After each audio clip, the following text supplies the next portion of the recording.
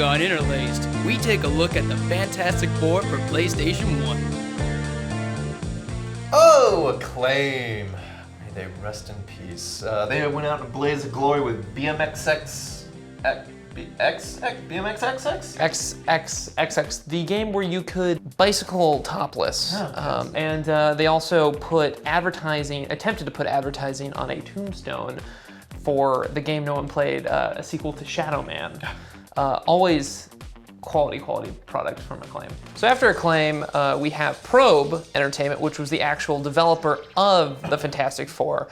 Probe, you would not know because they don't exist anymore, but if you played Mortal Kombat on anything else that wasn't a system meant to play Mortal Kombat on, you'd know Probe because they ported to the Amiga, the personal computer, the Genesis, really anything under the sun. I think also the Game Boy and the Game Gear. Probe's doing all that, but they've also started working on some of their own original games, and this included the Die Hard trilogy and the Alien trilogy, which were fairly impressive games on the PlayStation 1 at the time of their release. Exactly, they're both huge IPs coming from Warner, and at the time when they released a year earlier than this game, they supported full 3D graphics, and the reviews from critics and consumers said that they just loved it. Everybody really enjoyed these games. So Probe at the time had a proven track record for handling these big IP games.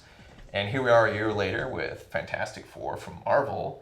And I would hope that they do a great job with it. Yeah, and with both of those games, they may look a little dated now, but they still captured the mood of those movies surprisingly well.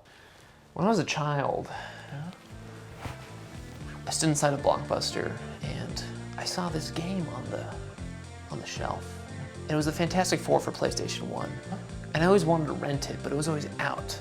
It had this great box art of just so much fun. I was reading Fantastic Four. I'm like, man, this looks like a fantastic time. And I never saw what it looked like. And I've always wanted to play it. Now I get the chance. And when we get inside the game, we're greeted with this Stunning. wretched CG opening with jazz music to greet us into the world of Fantastic Four.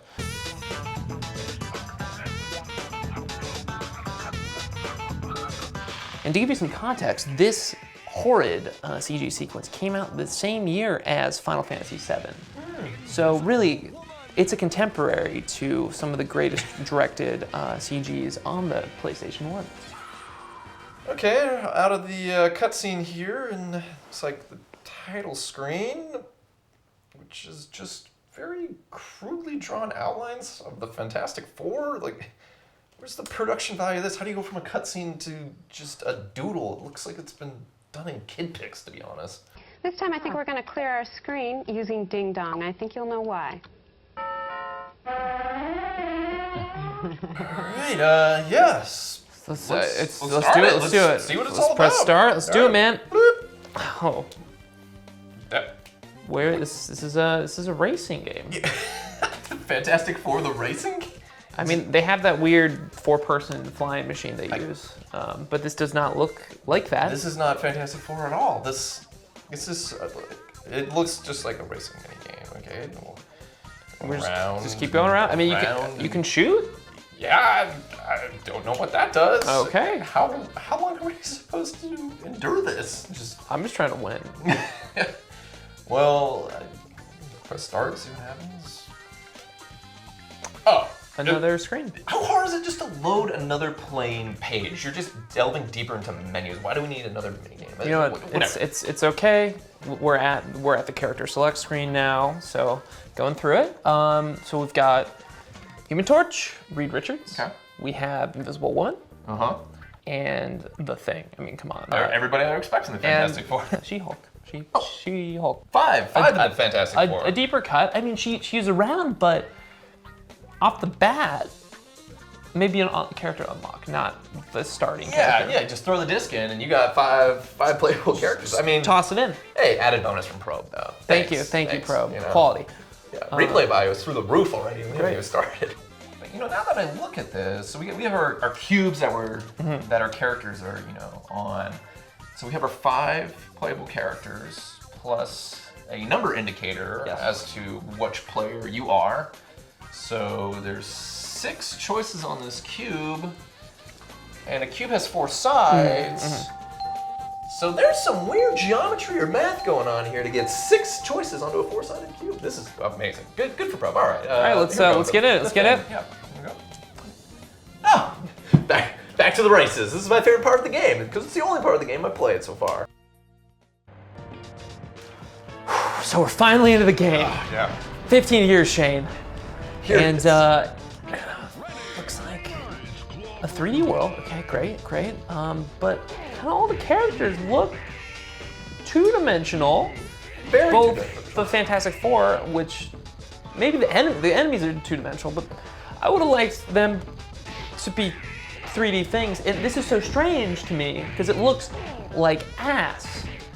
Because the last 2 games from Probe were fully 3D games for the most part, and fairly visually impressive, and still good-looking games for the PlayStation 1. Do you hear that? Yeah. The atmosphere It's- in New York City is remarkable in 1996. Uncanny. You know what? City's being attacked by mole men. What do you need? I don't know. What? Need that jazz fusion. Oh, yeah. All right, well, let's just keep on going through it, slogging through it. Atmosphere isn't everything, graphics isn't everything. We both know this. We've played a lot of games. The gameplay of it all can redeem an entire game. So, let's push through. Just wanna kill some mole men. Yeah, we gotta protect the city streets. So we got, punch, kick, jump, shield, punch works just as good as anything. Just Yeah, it's like you're just punching like a pillow. Like there's no pow, there's no like barely any audio feedback too. Yeah. Just There's just no feedback. It's like jello. I mean, I'll just keep on punch this entire game, and what is that? What? Is that a block of cheese? Is this some deep reference to the Fantastic Four franchise on a whole that I'm missing? Not to my knowledge. I don't know. I mean, how did we even get that? Is this? Let's just keep going. We gotta save New York. Yeah. Oh, and cheese is gone. Now I want the cheese now. Who knows what it was? I mean, that's been the most interesting thing to happen in this game so far. Yes. I want that cheese. Well, I guess I definitely got the cheese that time. Hello! You got me. What are you, sharp cheddar or something? Doesn't matter. You guys need to stop being a bunch of bitches and spamming the punch button. What did you say? If you shred your enemies with a little bit of pizzazz, you can shred me out of existence. Just shake it up a little bit. Shake it up. Shake it up. Yeah, so apparently the whole deal with this cheese, after combing through the very lengthy Wikipedia article on this game, is that Probe wants to let you know that you're playing the game incorrectly. You're spamming one attack just one too many times, so it's just a little pleasant reminder. It has no bearing on the game whatsoever other than tell you, oh, why don't you shake up your moves a little bit, because we're Probe and we know what's best. So instead of, working on the 2D sprites or the atmosphere or whatever the reason that we're having jazz music playing and mash them up, we're gonna spend time on putting cheese into the game. Thanks, Probe. Greatly appreciate it. Get ready! Flame on! It's clobbering time! Yeah, it turns out while I was looking up why the heck there's cheese on the video game, there are special moves for Fantastic Four on the PlayStation 1. Do tell. Probe realized to shake up the gameplay a little bit that they should offer special moves. Each character has a set of special moves unique to them, and unfortunately, it's exceptionally complex in order to do them. You'd think, it's just kind of a forward circle or something, or double tap. I'm open. I'm flexible. Yeah. With moves. Okay. Well, you'll take your controller. Start by holding R2. Okay, doing it. R2. Yeah. Holding. And then I couldn't even tell you what it is. It's hold R2, and it's a random assortment of button mashes. It could be left, right, square, square. And you basically just have to memorize it. And it's pointless. It's pointless for a beat 'em up. They make it as hard as possible. Because this game is so dumb that why would they need such a complex moveset to do the things that actually make you feel like you're in the Fantastic Four? Yeah, all the unique moves of each character in the Fantastic Four you have to memorize. Or relegated to just the most convoluted. For beat 'em up. That was. It wasn't even bad. It was just so. It's like it was like a dry heave of a video game. It was a waste of time.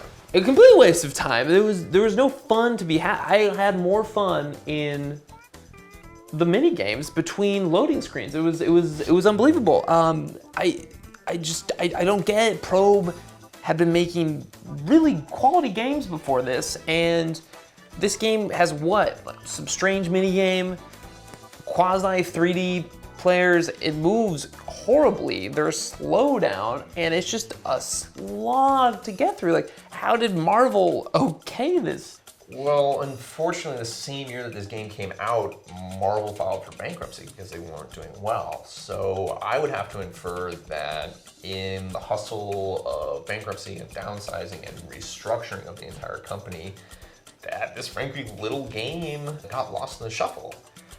But at the same time, a year prior, Probe, who made the game, got acquired by Acclaim. Acclaim being a very big developer publisher that maybe at the time just wanted to kind of strong arm Probe into making a game based off an IP to, cash in really quickly. The game was made in under a year. So at the end of the day, you're left with this combination of Marvel filing for bankruptcy, probably not really caring a whole lot about this game, and then Probe getting acquired by Acclaim and being forced into maybe just putting out a product that isn't up to speed with the rest of gaming in 1997. So we don't really know where to point the blame on this one. And you end up with just such a forgettable package. It is. It's for such a great and beloved IP, you're left with a game that absolutely stinks. And I think at the end of the day, the only thing that we can say about this game is that it sure isn't fantastic.